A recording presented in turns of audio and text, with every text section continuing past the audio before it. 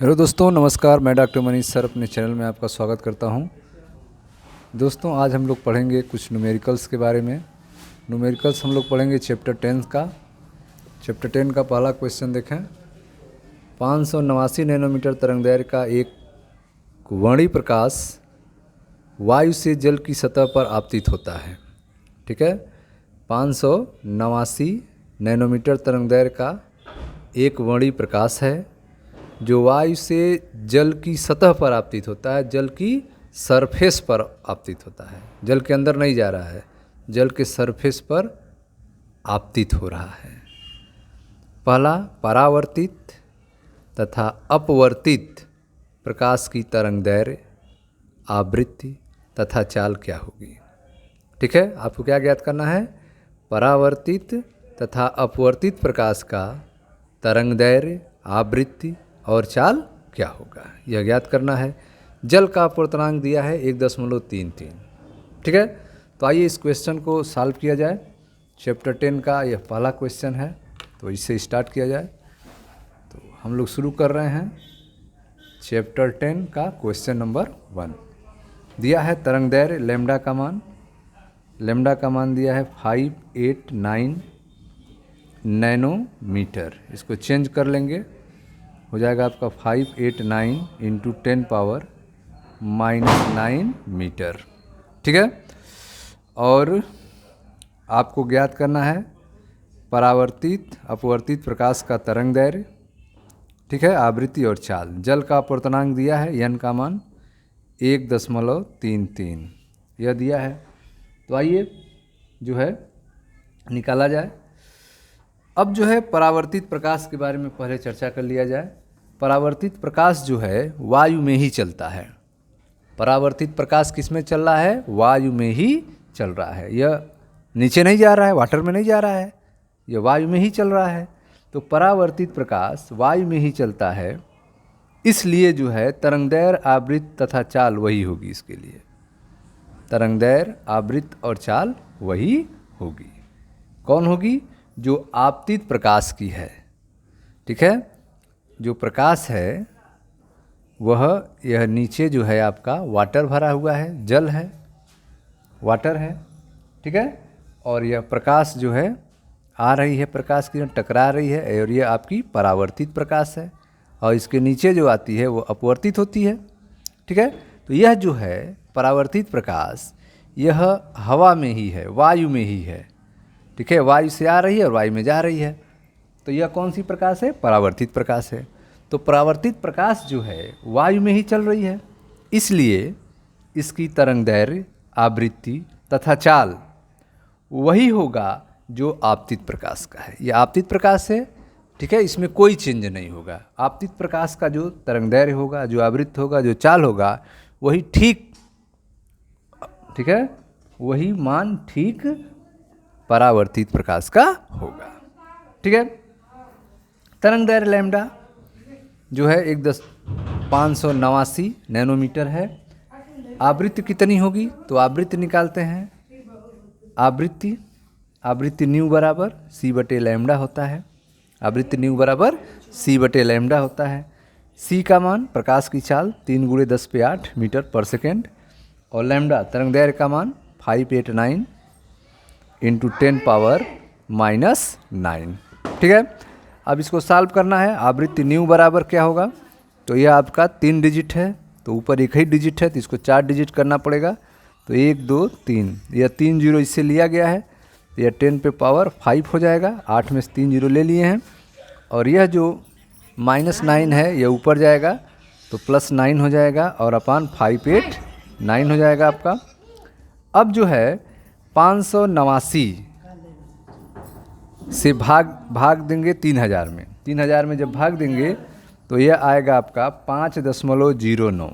5.09 गुणे 10 पे 9 5 14, कितना हो जाएगा? 9 5 14। ठीक है, पर सेकेंड। यह क्या हो गया? पर सेकेंड या हर्ट्ज इसको कहते हैं। तो आवृत्ति जो है वह c/λ की वैल्यू कितनी आ गई? 5.09 गुणे 10 पे 14 पर सेकेंड या हर्ट्ज। ठीक, वायु में प्रकाश की चाल जो है वह 3 × 10⁸ मीटर पर सेकेंड है। वायु में प्रकाश की चाल कितनी है? 3 × 10⁸ मीटर पर सेकेंड। अब आते हैं अपवर्तित प्रकाश जो है, अपवर्तित प्रकाश, यह जो नीचे आ रही है यह अपवर्तित प्रकाश है जो जल में चल रहा है। ठीक है, यह आपका अभिलंब हो जाएगा एक सीधी लाइन, और इस प्रकाश को जो है इधर जाना चाहिए लेकिन थोड़ा सा इधर घूम जाएगा। ठीक है, तो यह अपवर्तित प्रकाश होगा। अपवर्तित प्रकाश जो है जल में चल रहा है, तो इस प्रकाश की आपको आवृत्ति, ठीक है, माध्यम पर निर्भर नहीं करता है। आवृत्ति जो है प्रकाश की वह माध्यम पर निर्भर नहीं करता है। तो आवृत्ति जो होगी, ठीक है, ठीक उसका भी जो परावर्तित का होगा वही अपवर्तित का होगा, अर्थात जो होगा 5.09 × 10⁻14 पर सेकेंड, यह वैल्यू हो जाएगी। ठीक है, क्यों हो जाएगी? क्योंकि प्रकाश की आवृत्ति जो है माध्यम पर निर्भर नहीं करती है। जल में वही रहती है जो वायु में रहती है, जल में वही रहती है जो वायु में रहती है, अर्थात आवृत्ति जो है जल के लिए भी 5.09 × 10⁻14, ठीक है, हर्ट्ज या पर सेकेंड होगी। ठीक, अब आते हैं जल में प्रकाश की चाल क्या होगी। तो तरंग सिद्धांत के अनुसार जल में प्रकाश की चाल जो है भी, जल में प्रकाश की चाल भी बराबर होगी c/n। तरंग सिद्धांत के अनुसार जल में प्रकाश की चाल कितनी होगी? तो प्रकाश की चाल भी बराबर c/n होगा। तो प्रकाश की चाल भी बराबर c की वैल्यू 3 × 10⁸ मीटर पर सेकेंड और n की वैल्यू 1.33। तो 3 में 1.33 से भाग देंगे, जो आ जाएगा आपका 2.26 × 10⁸ मीटर पर सेकेंड। तो जल में प्रकाश की चाल कितनी हो जाएगी? 2.26 × 10⁸ मीटर पर सेकेंड हो जाएगा। अब जो है जल में प्रकाश का तरंगदैर्घ्य क्या होगा? जल में प्रकाश का तरंगदैर्घ्य क्या होगा? तो जल में प्रकाश का तरंगदैर्घ्य निकाला जाए लैम्डा का मान, किसके लिए? वाटर के लिए, जल के लिए। ठीक है, तो जल में प्रकाश का तरंगदैर्घ्य लैम्डा बराबर हो जाएगा आपका v/ν हो जाएगा। ठीक है, तो जल में प्रकाश का तरंगदैर्घ्य लैम्डा बराबर v वेग कितना है? तो वेग आप जो निकाले हैं यह वेग, जल में प्रकाश का वेग रखेंगे जो कि है 2.26 × 10⁸, और आवृत्ति न्यू का मान कितना है? यह जो वैल्यू आई है आपकी, मतलब 5.09 × 10⁻14 हर्ट्ज। ठीक है, अब इसको आप सॉल्व करेंगे। ठीक, तो चलिए सॉल्व करते हैं। तो जब आप इसको सॉल्व करेंगे तो यह आपकी 22.6, एक अंक दशमलव को पीछे करेंगे तो यह 10/7 हो जाएगा, 10/7 हो जाएगा। इसमें से 10 ले गुणा कर दिए। अब जो है यह 10/14 ऊपर जाएगा तो -14 हो जाएगा, और नीचे है 5.09। 22.6 में 5.09 से भाग देंगे। ठीक है, और आपकी वैल्यू आ जाएगी, ये हो जाएगी आपका 44.4 हो जाएगी। और यहाँ पे आप जो है इसको सॉल्व करेंगे तो 14 और यह +7 है तो बचेगा -7 हो जाएगा। अब जो है दशमलव को जो है एक अंक जो है आगे करते हैं। ठीक है, एक अंक आगे करते हैं दशमलव को, यह इतना नहीं आएगा, देखो बेटा यह आएगा आपका 444। ठीक है, दशमलव कुछ आएगा, इसको इतना ही वैल्यू आएगी लगभग में भाग देने पे। ठीक है, तो दोस्तों 4.44 × 10⁻7 यह होगा।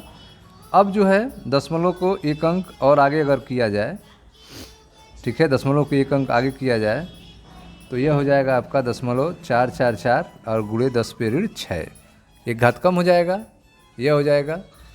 जब यहाँ से इसको डिवाइड करेंगे तो आएगा 4.44 और × 10⁻, या 14 में से 7 कम होगा तो ऋण 7 हो जाएगा।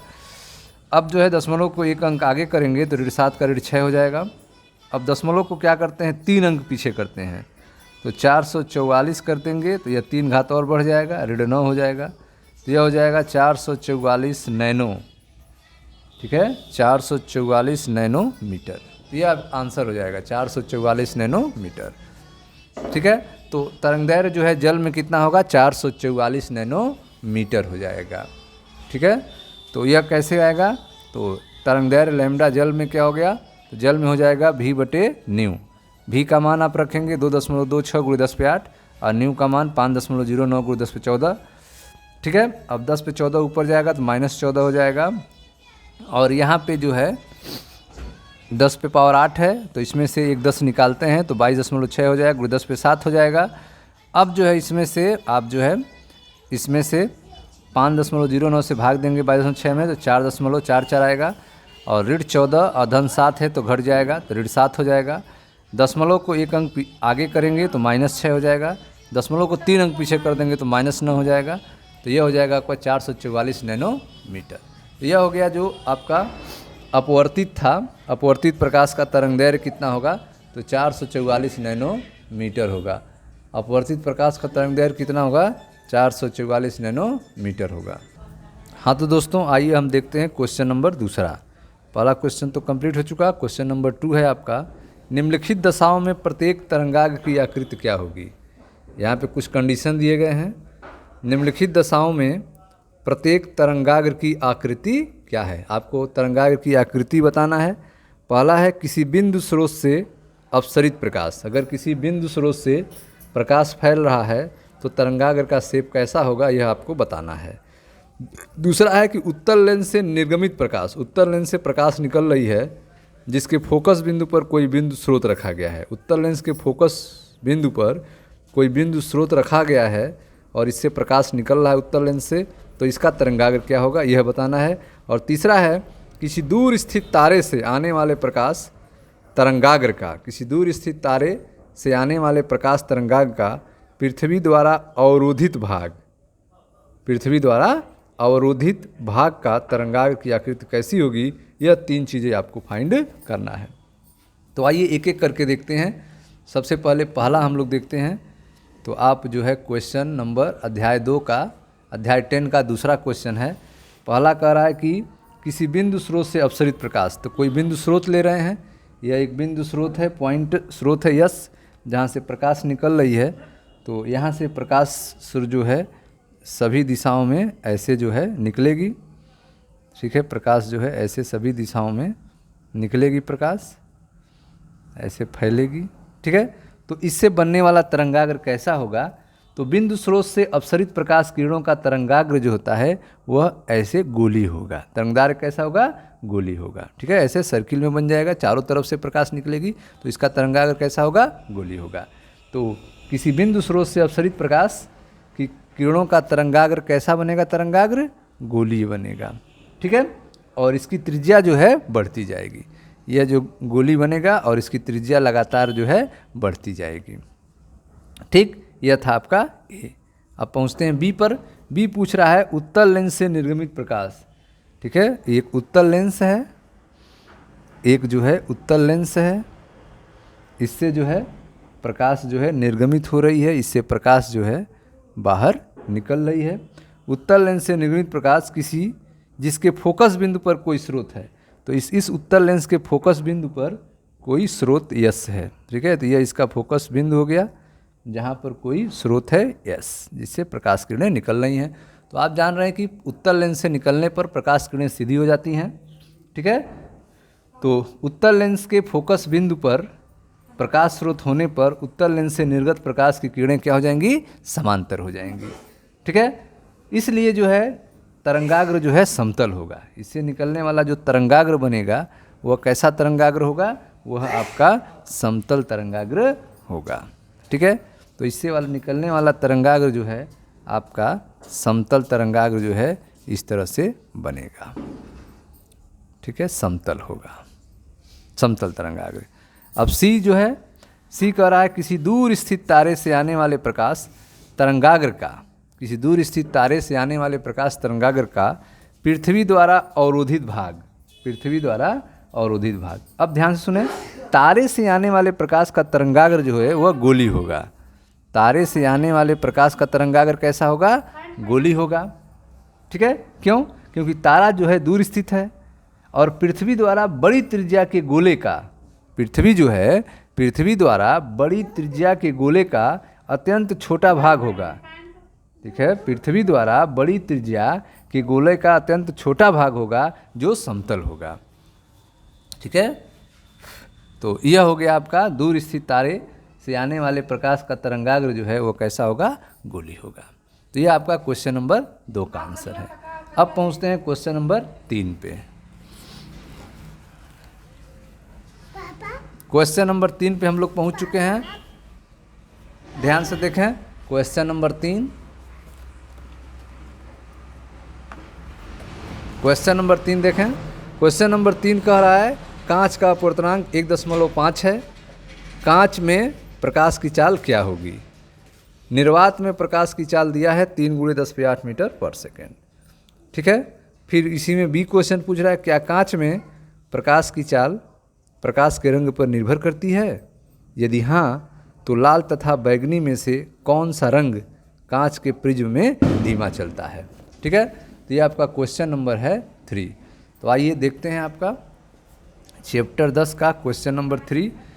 कांच का अपवर्तनांक दिया है, कांच का अपवर्तनांक n बराबर 1.5 यह दिया हुआ है और कांच में प्रकाश की चाल भी आपको फाइंड करना है और निर्वात में प्रकाश की चाल c बराबर 3 × 10⁸ मीटर पर सेकेंड दिया हुआ है। ठीक है, तो कांच में प्रकाश की चाल भी बराबर जो होगा वह c/n हो जाएगा। कांच में प्रकाश की चाल भी बराबर क्या हो जाएगा? c/n हो जाएगा। c का मान कितना है? 3 × 10⁸ है और n का मान है 1.5। तो यह कट जाएगा 2 बार में, तो यह हो जाएगा आपका 2 × 10⁸ मीटर पर सेकेंड। तो कांच में प्रकाश की चाल कितनी होगी? 2 × 10⁸ मीटर पर सेकेंड हो जाएगी।